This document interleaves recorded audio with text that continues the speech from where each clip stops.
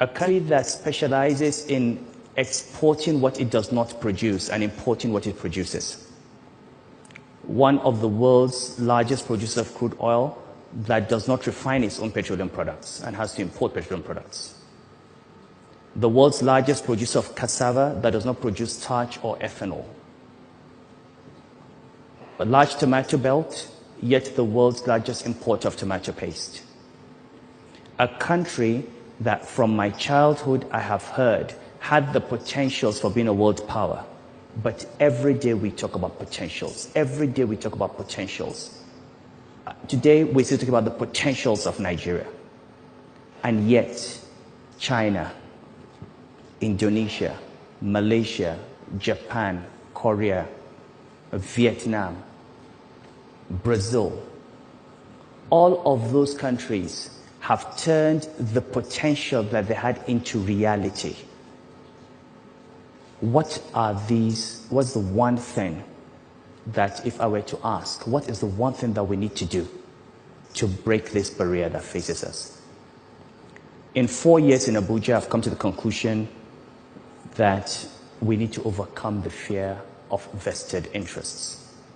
And I'll talk to you through a little bit of my own experiences as governor of Central Bank and use that as a basis or as a template for what I think we need to do if we change this country. I became governor of the Central Bank of Nigeria in 2009. And this was in the middle of a global financial crisis. I came to the central bank knowing that banks had problems and believing that these problems were caused by a global crisis, by the collapse in the capital market, the collapse in the price of oil, and that they would be fixed by simply addressing the normal risk management issues in banks. Shortly after I came in and one went through investigations, I discovered that the Nigerian banking system was infested with the same corruption of the rentier system in this country. That a number of bank chief executives had taken their banks and fleeced those banks and literally taken away depositors' money to buy property all over the country, all over the world. And just like people do in ministries or in government agencies or whenever they have opportunities in all companies, the banks were themselves a site for rent seeking.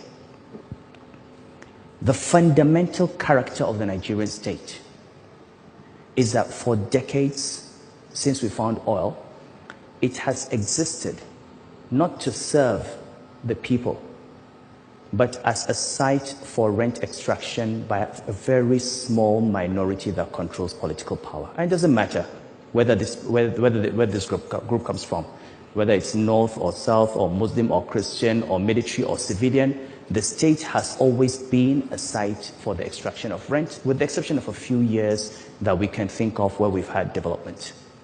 And this is at the heart of the problems of the country. Now, when we discovered this, and I'll give you a few examples, and these are well known now, they've been published. You know, there was one chief executive officer that took away from her bank over 200 billion naira. Okay, that was over $1 billion. And where was this money taken to? Purchase of property. We recovered from one CEO 200 pieces of real estate in Dubai, real estate in Johannesburg, real estate on the Potomac in Washington, apart from shares in over 100 companies. And all of that was purchased with depositors' funds. We went to the court in UK on the case of another CEO. We got a judgment against that CEO for 142 billion naira, stolen from the bank, taken to buy shares and manipulate the shares of his own institution, and also transferred outside to purchase property. Now, the first CEO we were able to convict, we recovered these assets and got a 6-month sentence and sorted it out. The second CEO, we finished our case. established in Nigeria, that we had a civil case in the UK, had a criminal case in Nigeria, established the case.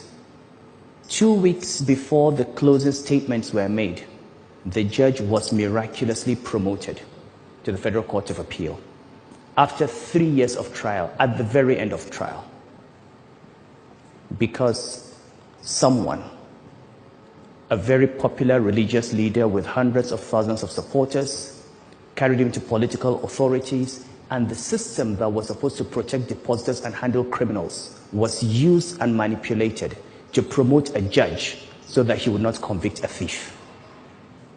Now, this is an example and an instance of the kinds of things that happen in a country that stop a country from reaching its full potentials. But my experience with the banking reforms and how it affects the fear of vested interest was the following. After we discovered the things that happened in the banks, the critical thing we had to do was take a decision that would pitch us against powerful political and economic forces. We were dealing with chief executives that in 2009 had become invincible. They were in the seat of power.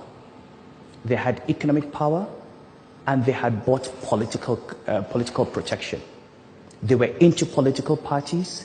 They had financed the elections of officers, and they believed that nobody could touch them.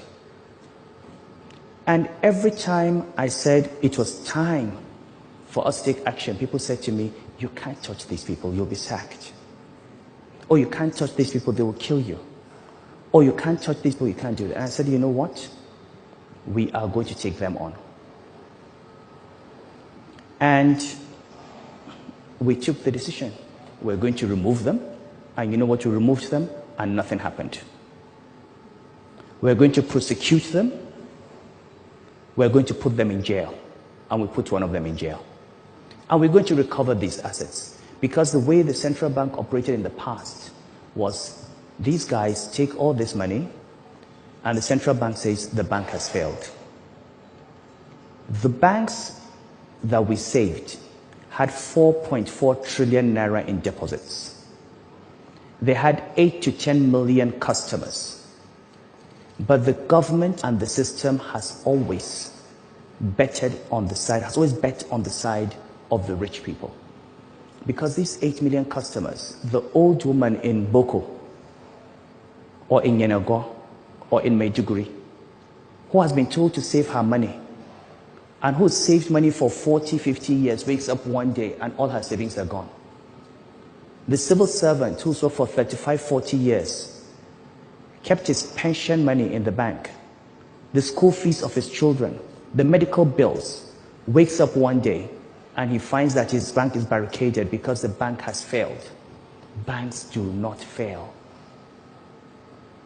When people say banks have failed, it's like seeing a man whose throat has been slit and you say the man died. He did not die, he was killed. And those that murder the banks, those that destroy these deposits, have always walked away. They become senators. They become governors. They become captains of industry. They set up new banks. And they continue.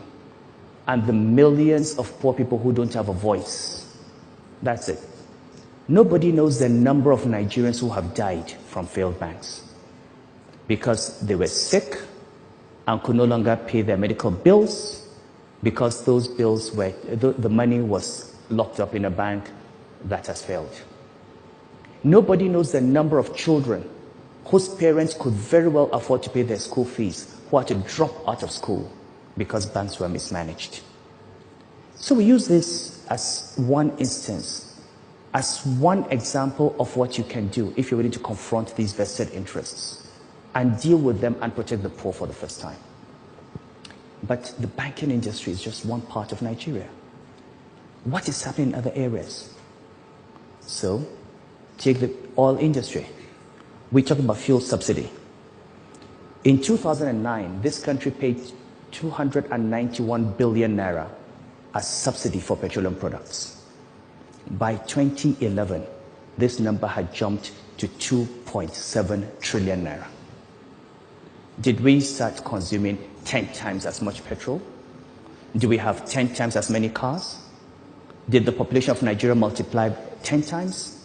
I did not believe those numbers. I screamed against those numbers, and what people screamed. Of course, we tried to remove subsidy. There was Occupy Nigeria. There have been investigations. And what did we discover? That a lot of that money never went to fuel subsidy that was consumed by Nigerians. There are people in this country that produced pieces of paper and brought to PPRA, and somebody stamped those pieces of paper and said they brought in petroleum products and actually paid them subsidy. And those pieces of paper said, I brought 30,000 metric tons on so-so ship, and we discovered that that ship was nowhere near the coast of Nigeria on that date. We have seen vessels that did not even exist that had been retired on bills of lading, and money has been paid. And you know what? None of them, as I speak to you, has gone to jail. This is the only country in the world where you have something called oil theft, where vessels can simply come and take crude oil and literally just drive out of the country. You see the numbers every day: 100,000, 200,000, 400,000 barrels a day. Nobody even knows. 7.3 billion naira. How does anybody take oil in a vessel and leave a country? We've got the Navy, we've got NIMASA, we've got security services, you've got the oil companies themselves. And every day we complain about the lack of development. We don't have development because vested interests continue to rape this country and continue to take the money out. And the only way you're going to move from potential to reality is to stop preaching and start asking yourself, how can we overcome the fear of vested interests and how can we confront them? And if there's one thing I learned from banking, it is that they are not to be feared. They stand on quicksand. They've got only two tools. They're not very intelligent people. It doesn't take much intelligence to steal. If they were smart, they probably would not be stealing. They'd find other things to do.